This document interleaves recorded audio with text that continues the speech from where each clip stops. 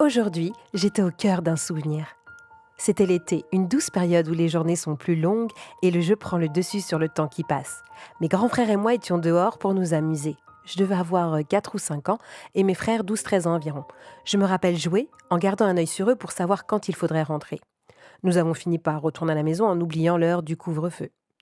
Papa, assis sur le canapé du salon, avait demandé avec son calme légendaire. « Ludo, quelle heure est-il » Ludo, l'aîné de la fratrie, regarda l'horloge au mur. « Il est 18h45, papa. »« Et rappelle-moi à quelle heure on doit rentrer à la maison ?»« À 17h30, papa. » C'était la spécialité du patriarche.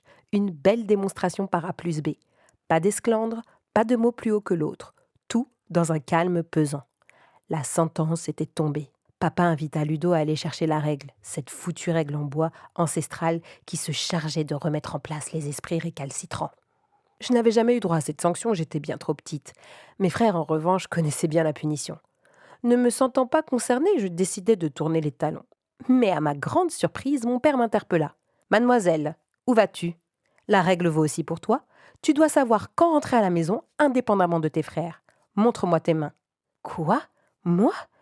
Mais je ne sais même pas lire l'heure. » Il faut croire que papa, cette fois-ci, ne se laisserait pas attendrir du tout. J'ai dû, la boule au ventre, tendre les mains. Un coup sur chacune d'elles, et j'étais touchée en plein cœur, en larmes, dévastée. Mes frères, eux, recevaient leur ration bien plus conséquente, en silence. Papa conclut ce moment en disant « Désormais, chacun d'entre vous doit respecter les règles de la maison et prendre ses responsabilités. » En sortant du salon, Ludo m'a entraînée dans la salle de bain. Il a séché mes larmes et rempli le lavabo d'eau froide. Puis, il a saisi mes mains et tout en les plongeant dans l'eau, il m'a dit « Calme-toi, Choupi, tu vas voir, ça fait du bien. » Je me rappellerai toute ma vie de la sensation agréable du froid sur mes mains brûlantes. Comme si le feu de cette tempête émotionnelle s'éteignait simplement. Ce moment était serein, paisible et tellement doux. J'étais sous la protection de mon grand frère. Cet épisode de mon enfance m'a appris à respecter les règles de la maison. Ne pas suivre les autres bêtement et prendre mes responsabilités. Ouais, on n'est pas des moutons. Et puis, j'ai aussi appris qu'il est important d'avoir quelqu'un dans sa vie qui peut aider à soulager sa peine. Je repense à tout ça et je me dis que mon grand frère me manque.